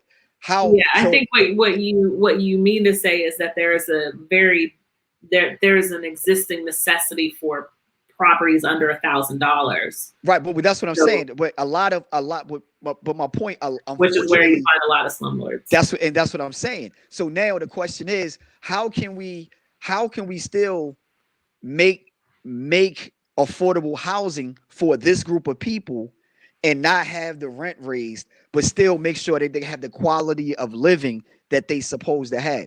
It's like, how do you balance that out? If you one thing that the city can do is give small developers, and I mean small, not these big developers, low interest or zero interest loans for rehabs. Like, for instance, if you want to rehab, what's the program? I'm drawing a blank. Vacants to value. Yeah. Which a lot of red tape with that. Yeah. There's tons of stuff of city-owned properties. The city owns so much property that they are just holding on to as a collection. I mean, let me not get down that rabbit hole. City owns a lot of property, and if the city really wants the opportunity to create a under $1,000 a month rental units in the city, they can give small developers opportunities to buy these city-owned properties for nothing. 2 cents, give it $1, whatever it might be. You buy the property for $1, then the city will allow you to borrow up to, say, $50,000, $75,000 to rehab a house. When you rehab the house, you do draws directly from the city. And then in exchange for you getting the house very cheap, in exchange for you being able to rehab it for basically no interest loans, you then agree to take so much off of the rent for an X period of time and own it for 3 to 5 years. Or the city could let people do it, and then the city could buy the house back post rehab and allow people to rent it for $700, $800 a month. But here's the thing, even with your point, which that's great, right? Because even and I always said this, if it weren't so much red tape and trying to pick up these city-owned properties, right? That means that the revenue will go up, because even if we went back to the dollar homes, right? Right. You still got taxes that has to be paid. Right now, taxes aren't being paid on these properties. So now I think taxes for 5 years or something. There's a way that you can do a give, and that's revenue for the city, for a receive. You know what I mean? But what happens is the city will cut off its own nose to spite its face. It really will. And I see it time and time and time again. There's a house across the street from this house that's vacant, that's literally has trees growing through it. I tried to buy it from the city, but they won't sell it to me because there's like a $15,000 water bill. I'm not paying you $15,000 for that house, whether it's the name of a water bill or otherwise. It's like a slap in the face to the community, because you are literally pulling down the value of the entire community, because you, the city, Baltimore City, you are a terrible neighbor. You are a terrible neighbor. You don't take care of your house. You don't clean up your house. You don't cut your grass. All these things that if you were a private owner that lived next to me, I could call the city and get you fined, get you in trouble, force you to take care of your property. None of that stuff exists. And the city is not required to take care of their own properties. And that's the real problem with Baltimore City. So let me say this really quickly. The views and comments that are being expressed by Krys Housley is, we share both of them. I ain't afraid. We share those comments. I'm not afraid. And I agree, because right now you have, with that same property, it probably sitting there for like at least 2 years, $15,000, and most people aren't going to pay $15,000 versus saying, okay, this person, and whatever requirements that you have in order to make sure that this property is maintained, because now the city receives revenue. You have less boarded up properties, and less boarded up properties also helps add to the reduction, Right. It also adds reduction to the crime because you can do different things. It's just so many different options that you can go with that. But we're at this point, Krys, we're coming up like on 2 hours with this whole conversation. So we're breaking now. So not only you're the first person to have a second appearance on my show, but technically in all time we've had a 3-hour conversation extending from Monday. So but it's so necessary, though. I'm really glad yes. for, the opportunity to come on here and express my opinion, even though, it may be a little spicier than I'm not mad at you. Person's going to bring to the table. But I'm here for real solutions, Definitely. not temporary or, relief. How about real solutions? And it's in the authority and it's in the ability of those in charge in Baltimore City. Now, whether they're going to do it or not, I mean, completely, it's obviously up to them. So check it out. If you're down, because I try not to talk about a lot of stuff. I try to put things in place. So since we're talking about it, if you're down, we can have an off-air conversation at a later time, and let's go at it. See what we can do. You know what I'm saying? Maybe able to make changes. Whatever I can do to help. Definitely. So let's have that conversation. Anything you want to say before we go? Lead with empathy. Yes, I agree. Lead with empathy. I agree. A little hippie in myself, I guess, but lead with empathy. I think you'll get a lot more done. Mutual understanding for the people involved, and we'll get through it. We'll all get through it, and hopefully we'll all come out the other side even better. Definitely. So, Krys, we will speak later. Yes. Greatly appreciate your presence and you being on, your information, your gems, and just your patience is all of that. I appreciate you so much. And thank you guys. So I have a comment right here that somebody want to make sure I get this comment. Give me 1 second. Oh, my man, Brian. Yes, love Brian. So let me tell you real quick, since Brian is on, Brian is one of the best. He's my number one home inspector. I second that. My number one home inspector. There's no other for me. So I wanted to make sure I shouted him out. So again, I appreciate you coming on. If you tuned in, I appreciate you guys tuning in to Should My Money Be Scared with Agent Cory Banks, Realtor 007, every Monday, Wednesday, and Friday at 4:00. We have these discussions and how COVID-19 has affected the different aspects of real estate, even though we got a little off track with it, but it's fine. And again, thank you guys for tuning in. If you want to follow me, want more information, if you missed any shows, please make sure you go to if I get it right, go follow me on Instagram at Agent Cory Banks 007, or you can email me at agentcorybanks@gmail.com. And for past shows, go to YouTube and look for Agent Cory Banks, and you can look at those. So with that being said, have a great day, Krys. And thank you so much. We have never told the kitchen story. Oh, hold it. Yeah, hold up. Before we go, you know what? Matter of fact, without do, this is the extended version real quick. So you want to tell the kitchen story, and I think I just do live and put it on my page or something. You know what? I'm gonna take clips. I'm gonna take clips from this, and we're gonna filter out the kitchen story. So this is what I'm gonna do. Let's start telling the kitchen story real quick. So I wake up at 6 o'clock this morning and I see somebody post that they're getting a new kitchen. Put the picture up there. This is the picture. The kitchen. The picture of the kitchen. Picture of the kitchen. It's $1,500. This kitchen, come get it. It's yours. $1,500.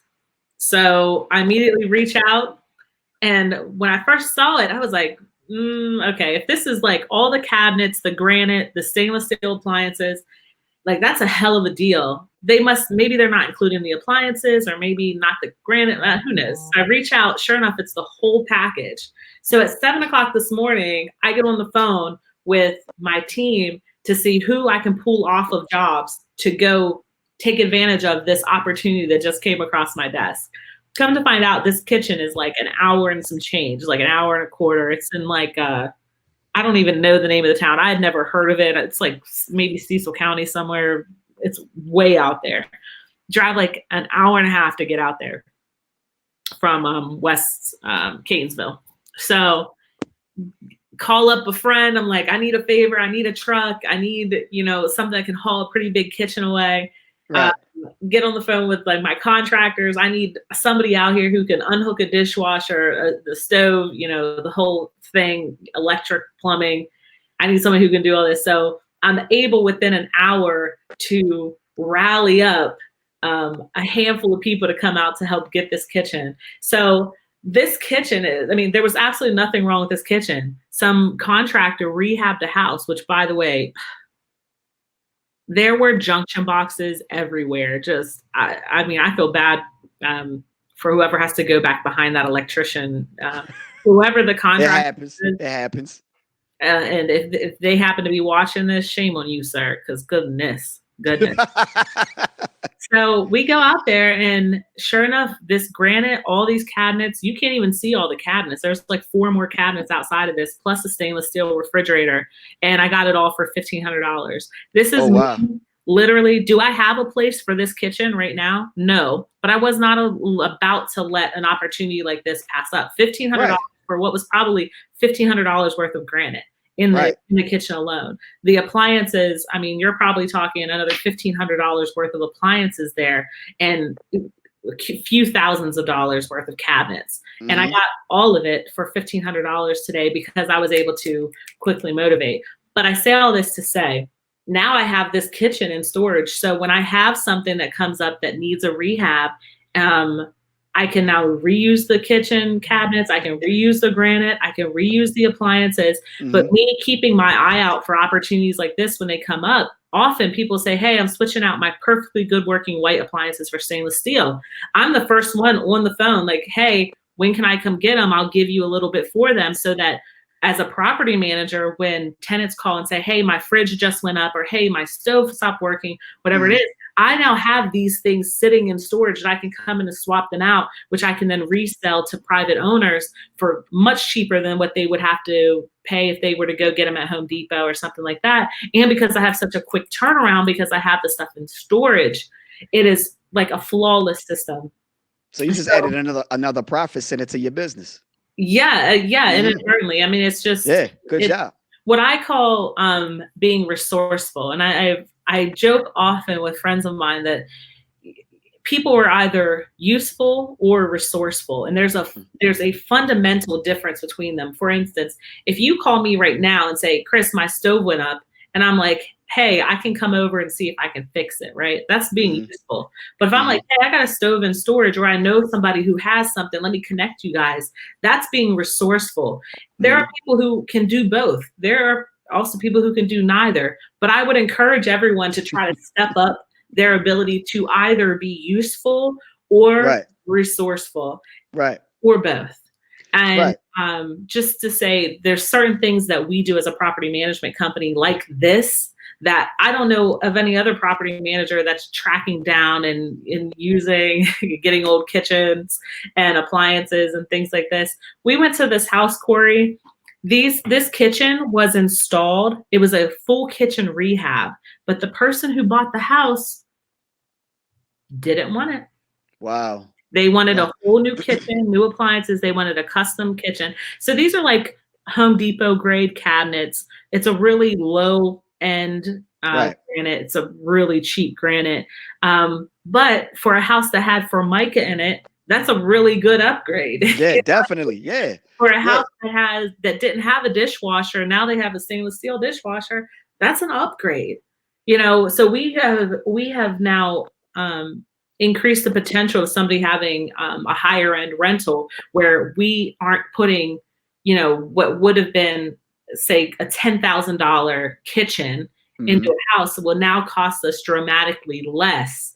That we can theoretically, work these cabinets into a house that maybe has been needing it, but doesn't generate enough money to really make sense of us to put a new kitchen in the house, swap out, just for a higher end product. So, and to your point about being useful versus resourceful, being resourceful is learning how to work your network and also learning how to think outside of the box, and that's especially using your network, learning how, because we just don't, for a long time I did not realize how powerful my network is, and people kept telling me this, oh Cory, yeah, I'm like, whatever, nobody knows me, no one pays attention.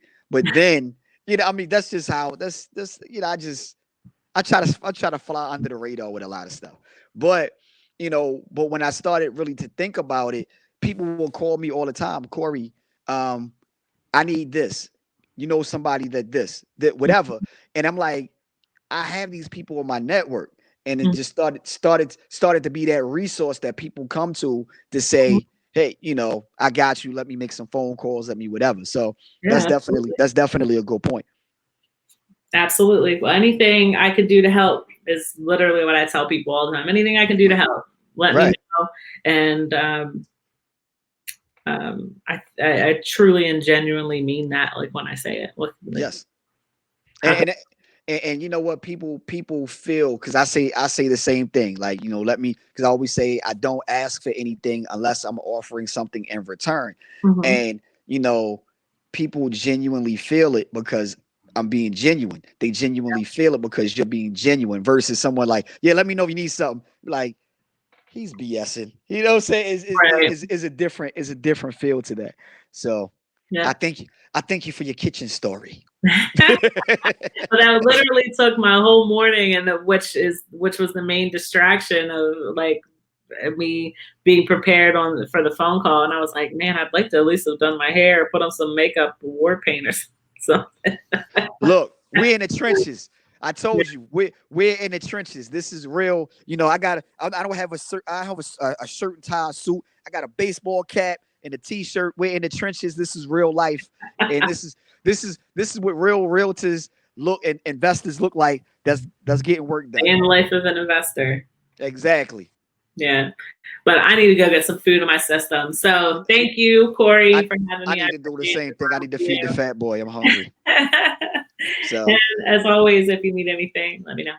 Thank you, and thank you for the extended broadcast. I appreciate it. So, all right, take care. We'll talk later. All right. Bye. And again, thank you for everyone for joining in. Monday, Wednesday, Friday at 4:00. Should My Money Be Scared with Agent Cory Banks, where we talk about different aspects of real estate and how COVID-19 has affected those aspects. So until Friday, you guys have a great, Wednesday? Have a great Wednesday. And I'll see you on Friday. Have a great day.